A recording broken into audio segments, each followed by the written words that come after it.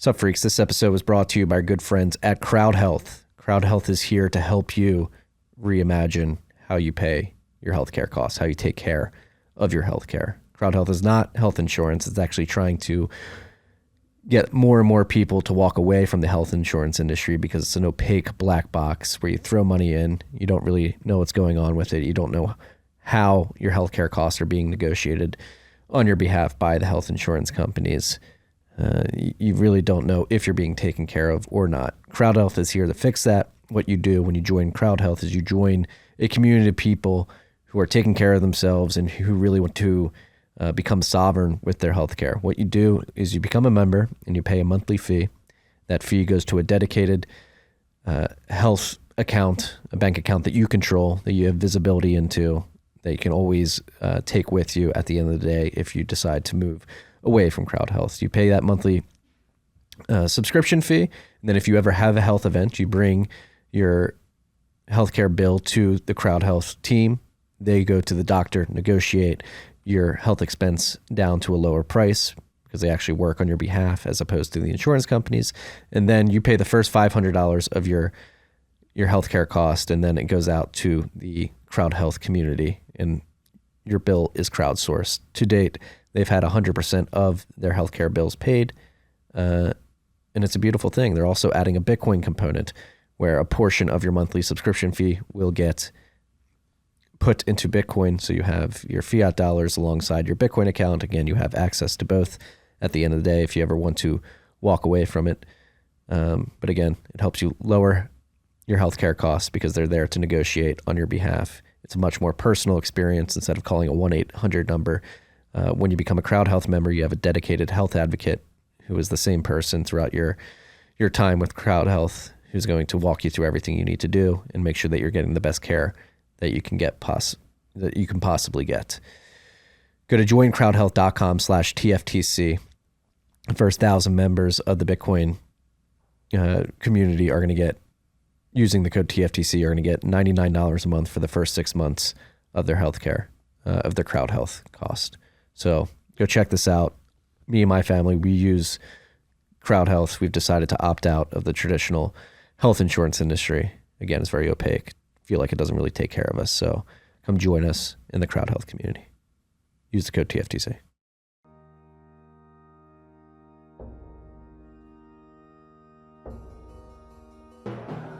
You've had a dynamic where money's become freer than free.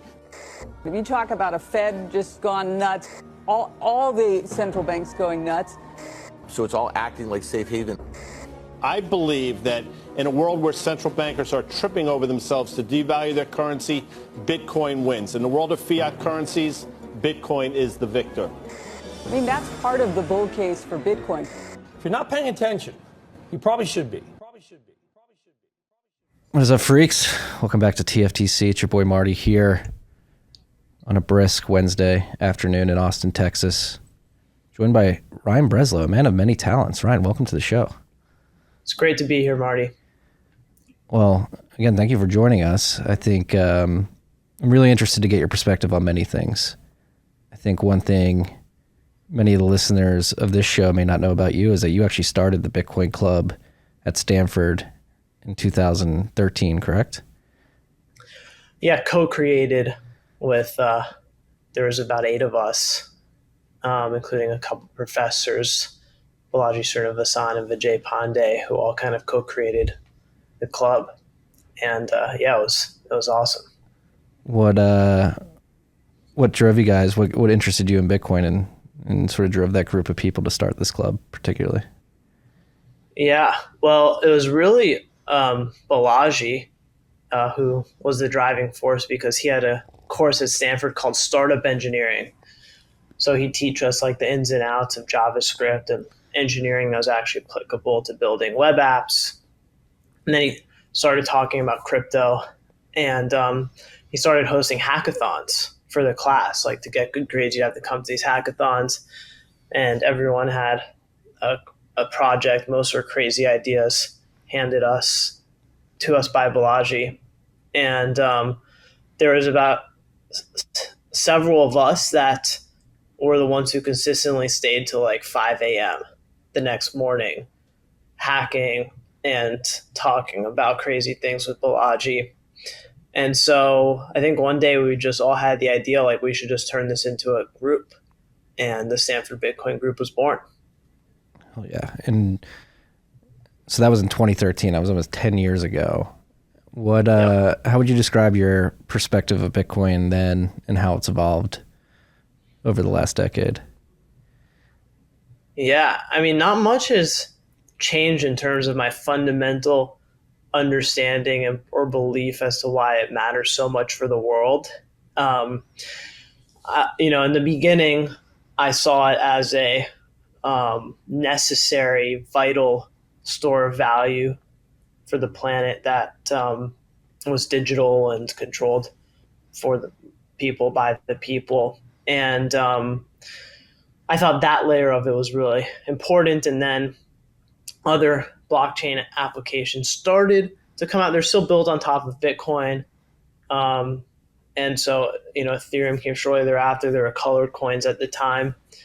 And then this concept of decentralized computing was also a powerful theme. So I always thought crypto delivers the world a store of value that is necessary. Decentralized computing is necessary. Privacy, and there's some other legs, private communications and other legs that could be necessary. And so I think a lot of those fundamentals haven't changed, and a lot of the tools now to make those things become real are further along than we ever could have imagined. Yeah. Yeah, I just went and grabbed actually one of Balaji's products from 21 Co, his Bitcoin, his mini Bitcoin miner. But the idea behind this was like the machine payable web, and that really hooked my attention back then.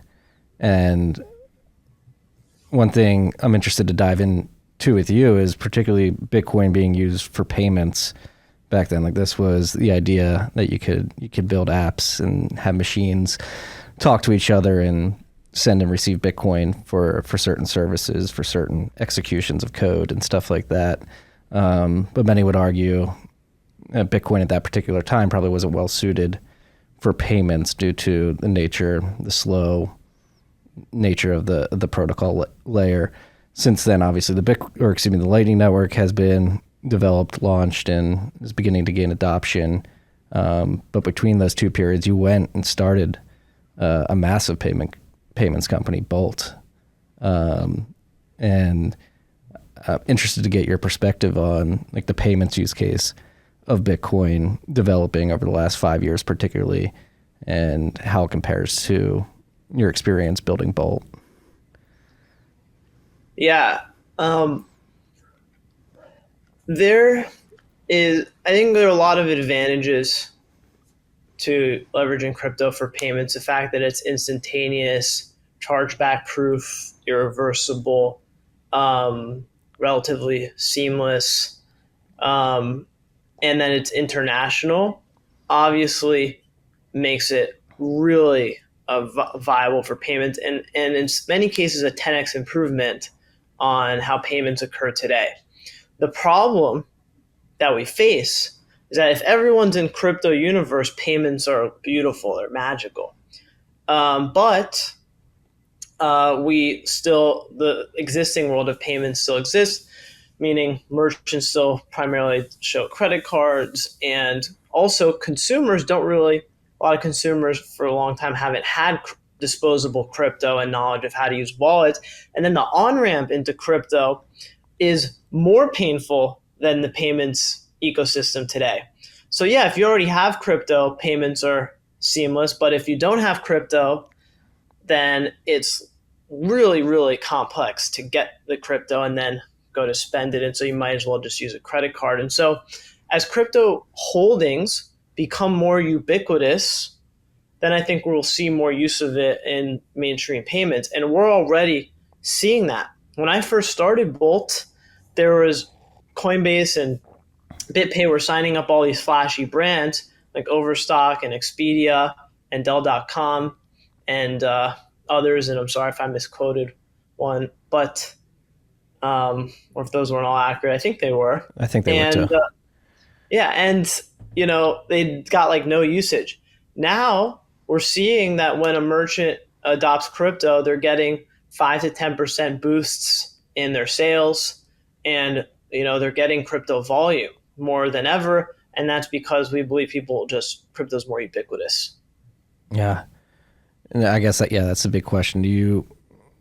So as it pertains to bolts and just payments infrastructure in general, do you see, or what would you imagine a tipping point? Is it adoption of the individual, adoption by the merchants, a combination of both, better deals?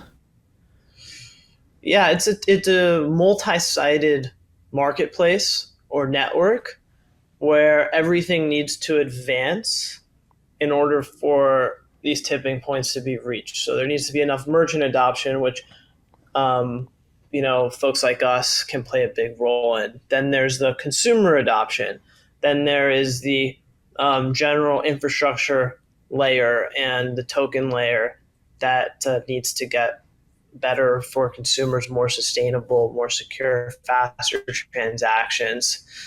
And so the way I look at it is it's just a matter of time. There's enough people who are influential in each of these legs to move the ball far enough down the court to where I think one day the scales will tip and we will see crypto be just as dominant as the dominant payment players today. Mm-hmm. And having built like a massive payments company, what are some of the areas in that space that the layman probably doesn't understand in terms of pain points and hurdles that you have to overcome to actually build a product like Bolt, which allows you to do one-click checkout? Yeah, that's the difficult thing to understand with Bolt. Bolt has caused a lot of confusion in the marketplace in the past, and it's because it's a very complex system to do a very simple thing. So when you hear that we do one-click checkout, you're like, okay, well, that's simple, right? Why has no one else done that before? And we would get that pushback from investors being like, this can't be an opportunity. And what we ended up doing was building a new platforming around checkout that no one had done before. So we call it our Checkout OS, which is our checkout operating system. And so, and this differs from a checkout button, like a PayPal or Apple Pay or Google Pay. We call that the NASCAR effect of buttons at your checkout, because that's a lightweight layer of software that redirects the user, redirects them back. We run the Checkout OS, meaning we integrate with all the payment methods, all the APMs, all the tax systems, shipping systems, shopping cart systems, order management systems, ERP systems, inventory management systems, make sure an item's in stock at the beginning of checkout, at the end of checkout. Sometimes you need to buy online, pick up in store. Sometimes you need to add multiple discount codes. Sometimes you need to also have a gift card as partial payment to a credit card.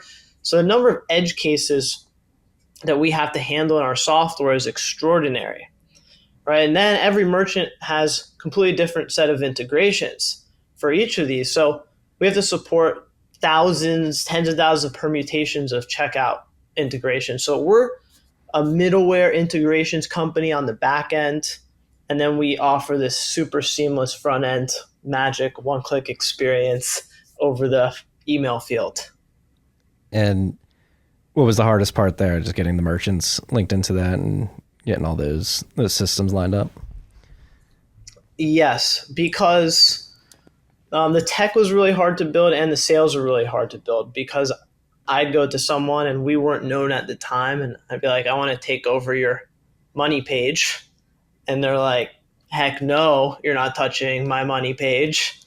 And so it was very hard to convince merchants to sell us, but it was brute force. I mean, we clawed and kicked and got merchants to trust us enough to hopefully see to give us a try. And then once we got in, we'd prove our value over and over again. It wasn't always successful. It was really messy in the beginning. We had 1,000,001 bugs. The integrations, our engineers would pull their hair out. They're super messy. There weren't clean APIs. Some e-commerce sites are built on software bundles, meaning to hook into their software, you're integrating with like an old version of IBM software packaging that doesn't even have REST APIs. And so it's super hairy, but we just, through pure grit and determination, signed up more merchants every year than the last, and built more integrations than the last. Oh yeah. And has the environment of those REST APIs gotten significantly better since I started the company? Yes. In fact, most e-commerce platforms now have checkout APIs to actually help third parties process orders. Like BigCommerce didn't have a checkout API, so we had to do a whole bunch of hacks to actually push an order through to their backend. Whereas now they have Shopify Now's order APIs and a lot of Demandware, Salesforce. So a lot of the APIs that we needed didn't even exist. So we're doing all types of hacks to make them exist. So kind of like Plaid, where they started with bank statement scraping, and then eventually the banks built the APIs. The same thing has happened to the checkout layer. And in many cases, the shopping carts, the ERPs, et cetera, they built it as through their partnerships with us as the guinea pig. Yeah. No, it's crazy how just the whole landscape of e-commerce has changed. It feels leaps and bounds better than it was just 2 or 3 years ago. It's made extraordinary progress. And I think, when I started Bolt, everyone sees Bolt as this hot company. For the first 4 years out of the 8-year journey it's been, fintech, no investor was investing in fintech, and definitely no investor was investing in e-commerce tools, right? And if we pitch ourselves as a payments company, no one thought anyone would compete with Stripe. So, it was a dead category. By years 4 to 6, fintech became hot. And then years 6 to 8 in our journey, e-commerce also became hot. And so we kind of became a hot company. We fit within those categories. But for, they say their overnight successes usually have a history. Well, it was the last 18 months have been extraordinary, but the first 6.5 years were honestly really painful. Yeah, an overnight success takes almost a decade. It's and you've mentioned investors a couple of times. That's another reason why I'm very excited to have you on the show, because that's one of the things that drew me to you last year. I believe around last summer you were writing threads on the nature of venture capital from the perspective of a founder and aligning yourself with investors that get your vision and aren't going to try to screw you over. And as someone, disclosure, I'm a partner at a VC firm too, and I'm really interested to dig into how you view engaging with venture capital as a founder. You've written a book about it in the last year, and a lot of the people who are listening to this podcast are building companies in the Bitcoin space and really thinking through how they're going to scale their businesses and fund their businesses. So I'm really excited to hear your perspective on VC as a founder and what you view as the best approach as a young startup going out and raising funds. Yeah, I mean, fundraising is one of the most miserable parts of building a company. I think any entrepreneur will agree. Even though I found that through fundraising, it really helps you crystallize your narrative that you can bring back to your team. And there are all these other benefits. But generally, if you're a builder, you want to be building. You don't want to be fundraising. And a lot of founders have a lot of fear and anxiety around it. So that's why I wrote that book called Fundraising. No one had written a playbook. And I'd given the same advice over and over again. I'm like, if you follow this guide, you should generally be good and safe, right? Safety is key to fundraising, because you don't want to jump the gun too early, get a bunch of no's, and then everyone sees that you failed. It's going to be really embarrassing and devastating. So another way to frame this is building relationships early, which is what I did. I built relationships well in advance of my fundraising. If I completed a fundraise, I started relationship building with investors for the next one many months in advance. So the the heartwarming way to frame this is relationship building, right? The more hardcore tactical way to frame this is making sure that you don't lose and protecting yourself, because if you're just building relationships, you'll start getting a sense of how ready you are. And some people may preempt you, right? You ideally want to get preempted on your raises. And I'm talking about growth rounds, seed rounds, a similar philosophy, but it's all outlined in the book. Yeah. So when you say protect yourself, what are some of the common mistakes that people are making when they're going to raise? Yeah, I mean, I write in the book, the most common mistake is that you say you're fundraising too early and before you're ready. And so when you say you're fundraising, you're forcing people to make a decision and getting passes on your company. Well, the word will get out. Investors talk, and instead you meet with investors, and you can say that you might be fundraising or likely too soon, but meanwhile building relationships. This also prevents issues down the line, because if you take on an investor too transactionally, you're going to not have the depth of the relationship to carry you through tough times later. And I'd say I'm very lucky at Bolt. We got rejected by a lot of like the tier one VC firms who kind of moved from 0 to 60 really quickly. And founders are like so excited they have this tier one VC in their company. And a lot of the time they should be excited because they're great VCs and great partners. But other times there's a reckoning because they took money from someone they don't align with and their issues, and they didn't build the relationship. And then things, I've seen things become absolute disasters. Happens more than you think. So the reason I wrote these things is to build awareness for the next generation of founders to just proceed with caution and build good relationships and value authenticity and not just chase brands, and all of those best practices. Yeah.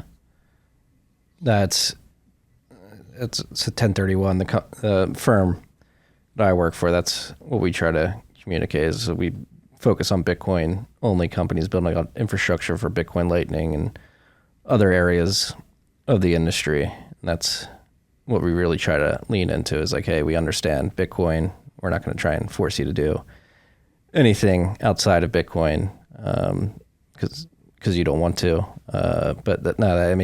What are some examples of, or what, in your perspective, is a good relationship with a capital provider? What kind of value or would you be looking for somebody writing a check to bring to any of the companies that you're building? Yeah, it obviously depends on stage and their level of investment.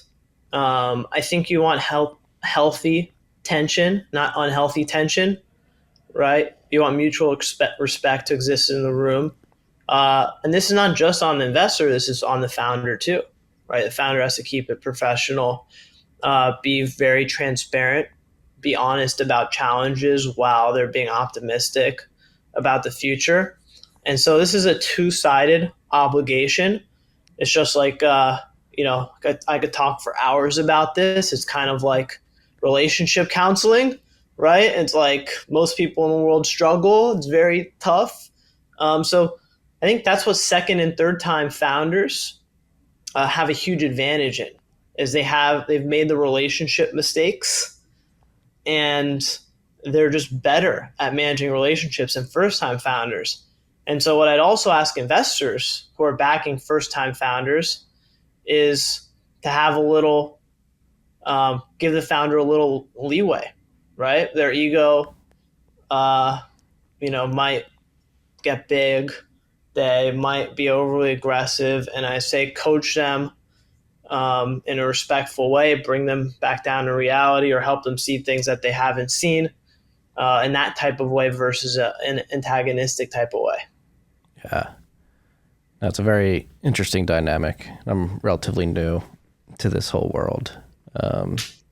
Yeah, it's particularly interesting in Bitcoin because there's a lot of people outside of the space that really don't understand and are trying to force people to do things that probably aren't worthwhile or advantageous in the long run. And Right. building in the Bitcoin space, accumulating Bitcoin is a low time preference act, and then allocating in the space. I think that's one thing VCs that are allocating into Bitcoin companies are coming to learn, that, hey, this is going to be a longer slog. You have to expand your time horizon for what you expect in terms of a return. Yep, I think the recent series of events have tested that.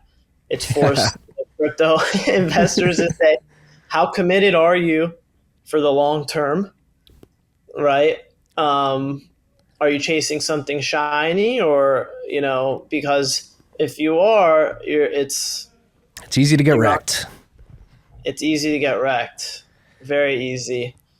And I think this will be one of the healthiest things for crypto long term, because these lessons are so painful that I think the recklessness will subside. But we also can't let it shorten our enthusiasm for the space at the same time. No, it's been a wild couple months. It's insane to see not only how big of an epic fraud the FTX situation is turning out to be, but how many respected investors got duped by it. Yep, totally. Yeah, it's a big lesson. It's also a lesson that, and that's the other thing with Bitcoin particularly, is that you have this new asset, this bearer instrument, that really drives home the point, like, hey, you have to take extreme responsibility over this. If you trust it with a third party, they could gamble it away without you understanding the trade-offs of allowing them to custody this asset for you. And so that's another part of this space that really fascinates me, is we're going to have to change consumer behavior, or consumer behavior is going to have to change if we're going to live in a world in which Bitcoin proliferates and takes over as the predominant monetary good and payments network of the world. It's teaching individuals how to interact with this relatively foreign asset. Even though we're 14 years in, people still don't understand how to properly maintain private-public key pairs and who they should be interacting with in terms of businesses that are providing services to them. Yep. Absolutely. It's usability is still a big problem. Bolt actually started off as a Bitcoin wallet. Yeah. And then I was like, what happened? Well, it's funny. I was like flying around the country talking with banks and regulators as a 20-year-old, trying to get banked and treasury services to build this Bitcoin wallet. We were the first Bitcoin company to get banked by a couple of the more prominent banks that now bank hundreds of crypto companies. And we're in the rooms with their CEOs and chief compliance officers and built these enormous compliance programs. And so that's the backstory of Bolt that most people don't realize. And it was so burdensome. And other companies like Coinbase and Circle with a lot of money were entering the space. And I was just like, had an idea. Well, why isn't anyone focused on usability paired with security and convenience for mainstream internet payments? And I'm like, why has no one built a checkout company? And so about a year in, I pivoted to the modern day vision for Bolt. But in the beginning, I was working on that usability challenge. And I was like, there are so many people with so much capital who are focused on this. Like, I'm sure someone's going to solve the problem. And that's what, skeptical investors would say, like, no way you're going to win this. And now, fast forward 8-9 years later, that problem still hasn't been solved. No. Can Bolt solve it, do you think? I think we have a chance to. We'll see. Yeah. That's why, again, I'm really bullish on the Lightning Network. And so like people are going to be listening to this podcast and they're going to be streaming us bits of Bitcoin, some sats directly to my node over the Lightning Network. If we were able to get a Lightning Network address of yours, we could plug it in. You could get some of the sats that are flowing here. And again, I think the development of this market all comes back to timing. Like when you were the original vision of Bolt as Bitcoin payments, would you agree it was probably just too early for that? The market wasn't ready for it. Infrastructure wasn't ready. Yeah, totally. And I think the kind of payment giants, I wouldn't call us a giant, but potential to be a big player, we'll be well positioned to help with crypto adoption at the right time. So, but yeah, I mean, a separate point, the fact that Bitcoin is still, what is that, 16,000? We're up to 17 now. We're pumping today. 17 after everything that's happened, you would think it'd be, a tenth of the price. I mean, it's pretty, I think it's pretty promising that the core believers kind of haven't really flinched. A lot of pain has been endured. The speculators have been hurt. But the majority of us who really care aren't really going anywhere. Yeah. And luckily for all of us, FTX didn't actually have any Bitcoin to sell. So, yeah, they squandered it all away, unfortunately for their users, but it has not affected price that much. And again, I think it's an imperative moving forward when you see all the censorship that's going on, when you see the sanctions that are being levied on billions of people globally. It feels like the moment is right for humanity to wake up to the inherent utility and fundamental value that Bitcoin provides the world in terms of money and payments.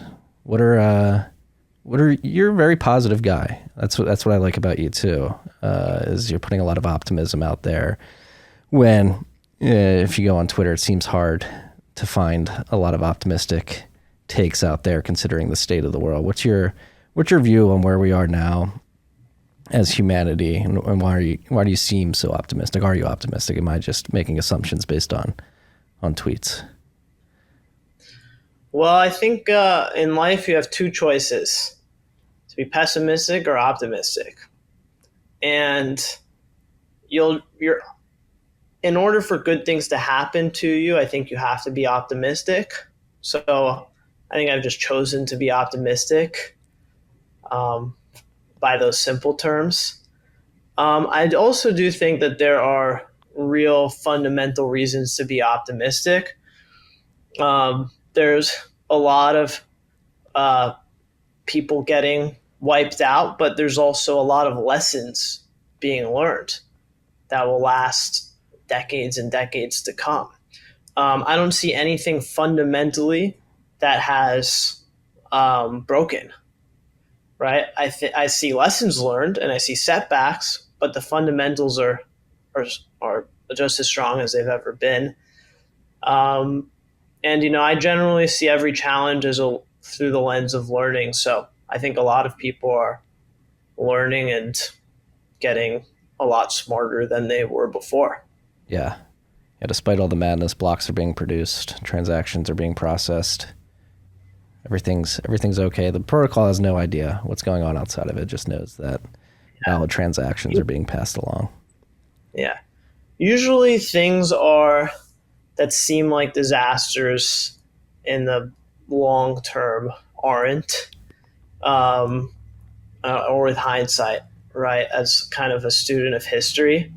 But at the same time, there are real disasters out there. There could be worse things to come, but I generally believe in humanity's resiliency. I do as well. I forget who it was, but somebody put it out there this year. It was really out to me and stuck with me, is that nothing is ever as good as it seems or as bad as it seems. Like, it may seem terrible, but you're probably somewhere in the middle between good and bad at all times. It's a great phrase. Yeah, something great happens to you, and then you're like, okay, well, my life hasn't changed that much. And something really disastrous happens in the world, and you're like, my life hasn't really changed that much. Everyone is really, politics is a great example, right? You spend all this effort on who becomes elected. Your life really doesn't change that much. That's meet the new boss, same as the old boss. Right, exactly.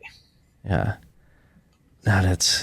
But I get, as somebody building companies and building this podcast, media company, I'm sure you know this as well. It's just being able to throw that noise aside and just show up every day. Like, how much does consistency play into building a $1 billion business? Because you're going to have these ups and downs on the way up. Yeah, it's enormous. I mean, you think that you're on the brink of failure every day for, potentially decades, right? And you have to show up every day and give it your absolute best, despite extraordinary challenges of all sorts. People issues, people leaving, fundraising successes, fundraising failures, goal attainment. It's just a nonstop series of challenges. And you have to be optimistic. You also have to be realistic at the same time. I think that was a big learning for me that I've learned is I used to just present the reasons to be optimistic to my team. And my team started to discredit me. And at first I was like, I'm going to ignore them and just continue to be optimistic because, I genuinely am. But I eventually realized that didn't inspire trust because they thought I couldn't see the issues. So then whenever I do a town hall or give a talk to my team, I present all the issues and challenges first with kind of a cold, harsh dose of reality. And then I would talk about the reasons to be optimistic. And then people would be optimistic because they trusted that I understood the challenges. What was it that drove you to change that approach? Did somebody call you out, or did you just have this realization by yourself? It was a consistent challenge that I saw over many years at Bolt. Just in terms of feedback that I'd get, we had a big feedback culture. So we do two-way written feedback every 2 weeks with all my direct reports. So once I get the same feedback multiple times, you can only ignore something so much.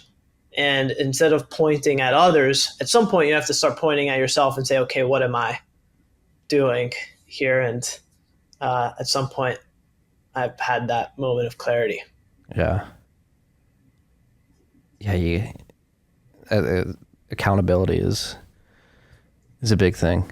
I mean, I've experienced that here too as well, where it's like, hey, everything is your fault, right? You're in control of your own destiny. Everything, I take everything as my responsibility. If someone doesn't like me, what did I do? If I missed a goal, what did I do? If a team is not performing, what did I do? And I think younger version of me would have pointed and said, what is wrong with them? But, by pointing at yourself, you learn a lot. And that doesn't mean those people are great, but maybe it's, well, I let an ineffective leader stay for too long, right? It's still not that leader's fault. That's my fault. So it always comes back to me, to us. Yeah. Yeah, no, it's a big lesson I'm learning on the go as well. Yeah. It's easy to point the finger. It's not always easy to look internally. Yeah, look in the mirror. We don't like to do that. Have you been following this AI trend at all? A little bit. It's not my wheelhouse. Yeah, not mine either. I was interested to see if you have been following, because it seems like I mean, I'm just seeing on Twitter, I have been experimenting with some of the Dolly stuff as well, but apparently we've hit an inflection point in which these AI applications are going to change the way we work moving forward. Yeah, I think they are. So, I haven't spent a lot of time thinking about the how, but it'd be very interesting to watch. Yeah. I'm thinking for me, like I would love, like we're building a self-sovereign content stack with Bitcoin monetization using Ghost and BTC Pay Server. And one of my biggest pain points is like deciding on what thumbnail to put in the newsletter every day. And it just wastes so much time, like Googling stuff, like let me find a picture, let me find a license.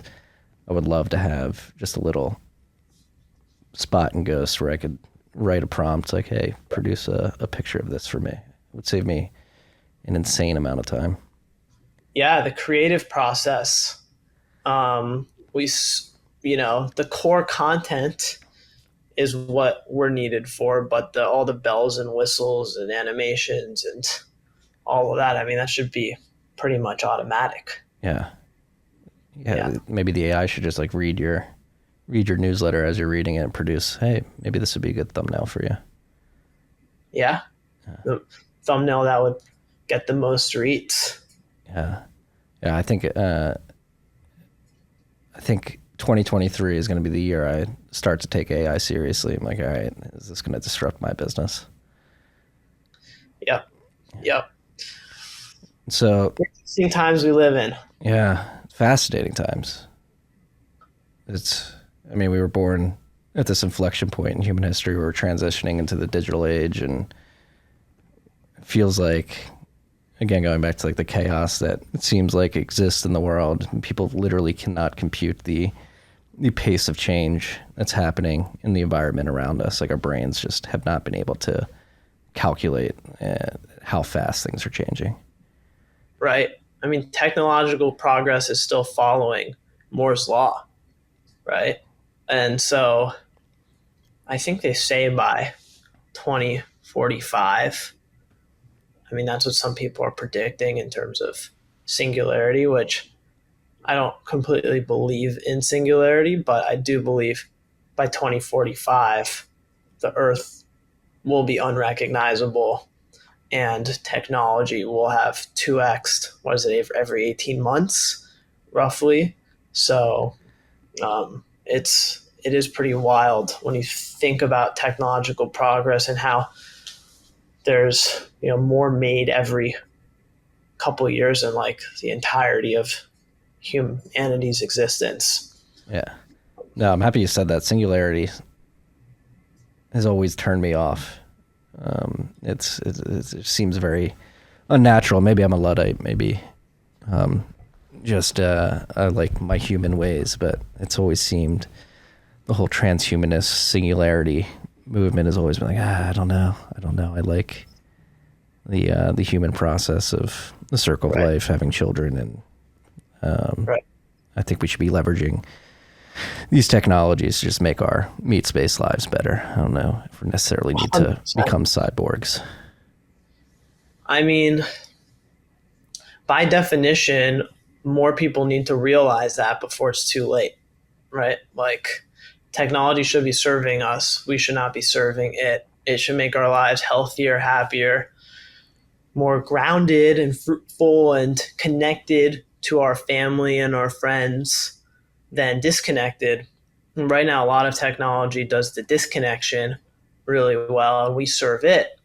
And so I do believe that it is a possible outcome that we enslave ourselves so much to technology that we lose our humanity as in mass, right? Maybe there are pockets of humans who end up refounding civilization after 99% of us have destroyed each other. But I think we need to come to that realization sooner that we're losing our connection with nature, with our bodies, with our minds, with our friends and family, and we're destroying the planet. And I think those are all, while I am an optimist, we have some serious problems, and there should be some red alerts going off. Yeah. Needs some societal introspection. This thing's pretty addicting. And, Yeah, it is. It's and the I'm biggest guilty. I'm guilty. I'm addicted to Twitter. Yep. I know what you mean. It's it was one of my toughest personal challenges is managing my time on Twitter. And I'd still say I'm addicted to it. Like, I've gotten better at it, but through excruciating work. What did you Push it away. How'd you change your Twitter habits?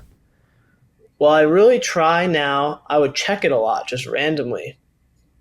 And I try not to do that. And I'm not always successful. But the hard thing about it is that there's no silver bullet approach. It's literally day-to-day self-discipline.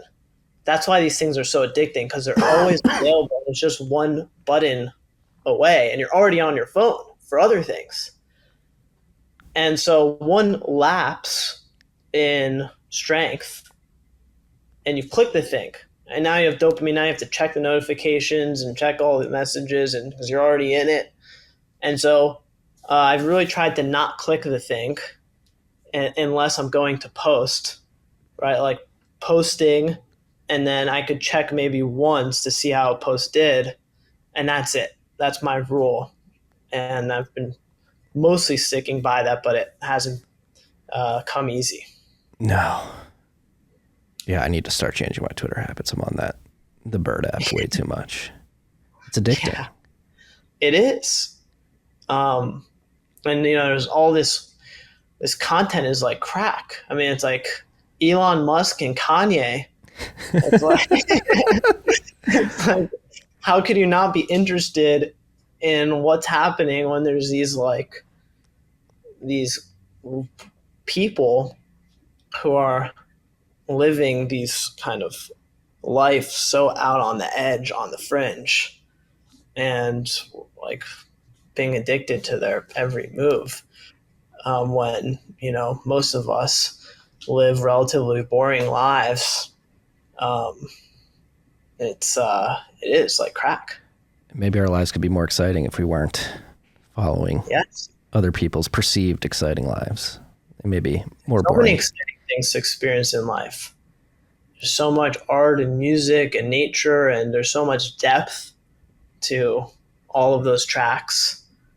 And but this thing's easy. It's one button, right? You have something quite engaging, one button away. These other things, you have to get up out of your seat and put an effort to get to.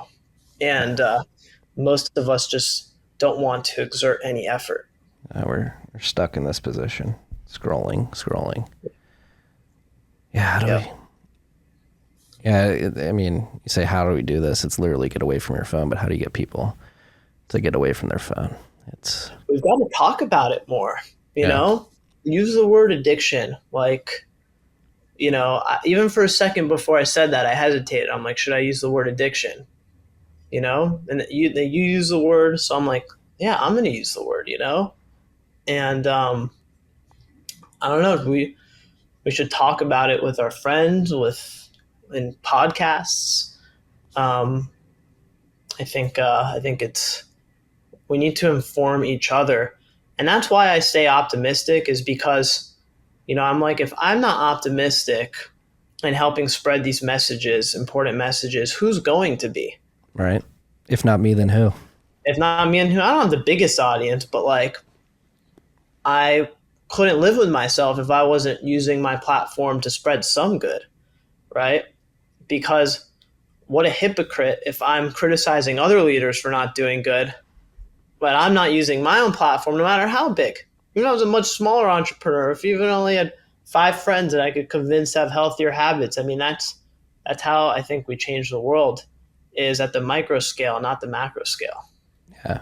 And you've started a new company, Love, correct? Is that focused a lot on this area?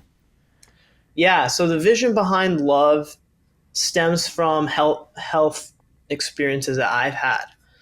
At the age of 22, early into Bolt's journey, I developed chronic back pain for about 2 years, and couldn't work out, couldn't go out with friends, couldn't sleep, and it was really debilitating. And I went to more mainstream doctors and even mainstream physical therapists who, gave me different meds and had different trainings and had me like physical therapists had me working out in different ways, and some were suggesting injection surgeries. And everything was making it worse. It's not getting any better. And I then had a family friend who was more of an alternative spiritual healer, and I went to them and told them about my issue, and they said, your back pain is 100% due to your stress at work. And when they said that, I really heard them and believed it. And because I believed it, I really worked on calming down through different practices. So I worked on my mental calm. I also went to a chiropractor who was amazing. So I had some physical help. I had some mental help. And within 3 months, my back pain was completely gone. And it hasn't returned now for 4 to 5 years. And I've continued yoga. I've gotten deeper into it. My body can move in a million different ways. And actually, some other important context is I did competitive gymnastics and wrestling when I was younger. So I thought it was from that. So I had all these reasons to think it wasn't from stress. And I worked on my stress in my mind, and that's what fixed it. And so I also I've had a few other kind of health issues that I've been able to heal through alternative and natural ways. So I'm like, how many people, I had a friend who had back issues, and a doctor recommended surgeries. Now 12 surgeries in, and his back's not better. His back's not any better. And I bet there's a good chance it has to do with, he suffers from some anxiety and stress and depression. I have a good chance it's probably from that.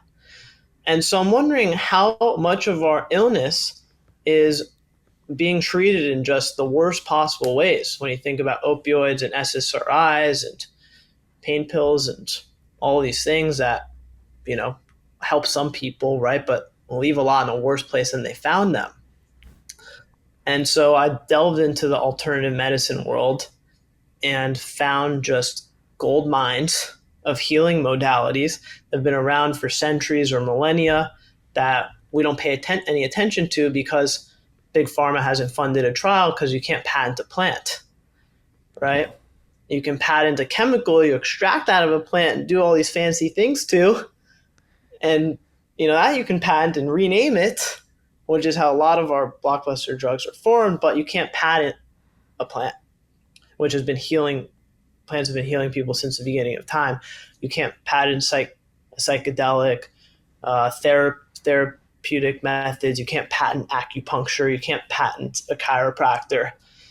So these things are discredited, and I believe they have a lot of value. And so we're building a marketplace for alternative healing where we vet, we do the research, we do the homework, and we list products, therapies, and services for consumers that have passed our sniff test and might help them on their journey.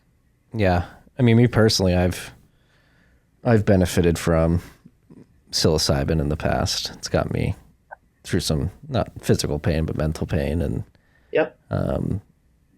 Again, like doing shrooms every weekend, but when I have hit a rough patch in the past, I've found that there is some healing powers to that fungus specifically. Absolutely. And, there are many different strains, and there are hundreds of other plant medicines that can heal that are all available. I mean, so many. The deeper you go, there's people, indigenous peoples who have been using these things for centuries and millennia, and not just psychedelics, but for all types of healing properties. And we've just thrown all that away. Sent millennia of wisdom thrown away and completely discredited and saying it doesn't work when real people have been really healed by it for such a long time. So I think there's both use cases for Western medicine and Eastern, right? Western and big pharma has a very important role, and it saved a lot of lives. And there's a reason it exists, right? If you're in a car accident, a plant's not going to help you. You need to go to a trauma center. You have a tumor in your brain, you need to go to a specialist. Your plant's not going to help you really if it's late stage. And so all I'm saying is there's this other world that's been neglected that I'm hoping to shine some light on and offer to consumers in a curated way on a simple web marketplace. Yeah, well, thank you for doing it, because it is glaringly apparent, at least to me, that we are over-indexing the big pharma solutions, which I would argue in recent decades have probably caused more harm than good, particularly with opioids, SSRIs, and amphetamines like Adderall. Totally, right? There's some very dark spots, and there's some very light spots too. Saved countless lives, it's harmed countless lives. So it's all about not saying no to big pharma, but it's saying, hey, use it for these things, right? And here are some other options for these other things that may be a little more natural and a little, you're not always bringing a gun to a knife fight. Yeah. Yeah, the patenting of these medicines is really, I don't know whether to call it evil, but it certainly created this perverse incentive system where the pharmaceutical industry isn't incentivized to choose the low cost, potentially better option at the end of the day. Yes, the incentives are problematic because, the reality is it does take a lot of research to clinically validate that a medicine works. So sure, they should have good moats and be able to profit from that. But when that process is the end-all be-all for healing, that's the problem. Because we're completely reliant on that process for healing. And we don't have enough people around us saying, hey, have you tried to work on your sleep, on your anxiety levels? Have you gone to get some therapy? Have you tried eating better? Have you tried these certain plants that may help with these different things? And so it's the reliance on it that's the issue. Yeah. For me personally, diet and sleep has done wonders for me. Like, I grew up with eczema for the first 24 years of my life. It was all over my arms, back of my legs, and it wasn't until I was like 23 or 24 where I got some advice, I forget from who. It was like, it's probably your diet. And I changed my diet, and I haven't had eczema in almost a decade. And then, and then sleep too. People really don't value sleep. You need to get your 8 hours. It's so important. You do it every night. It's where your body literally restores. Sleep's a big challenge for people because all those addictions that you have to our phones and to other things, they really impact sleep negatively. Alcohol, caffeine. Yeah, as I sip a 3 p.m. coffee now. But with that being said, it is 3 p.m. I know you've got to go. You're a busy man, Ryan. Is there any words of wisdom you'd like to leave the freaks out there before we wrap up? Words of wisdom. Keep building. Crypto isn't dead. It's far from it. And I'm excited for what the future holds. I think this is one of the coolest times to be alive. So I'm just grateful that we're experiencing all the things that we are. Yeah. Hell yeah. Stay optimistic, freaks. Ryan. There we go. I appreciate your time. Thank you for coming on. It was a fascinating conversation. Likewise. Such a pleasure. All right. Enjoy the rest of your afternoon. That's all we got today, freaks. Peace and love. Take care.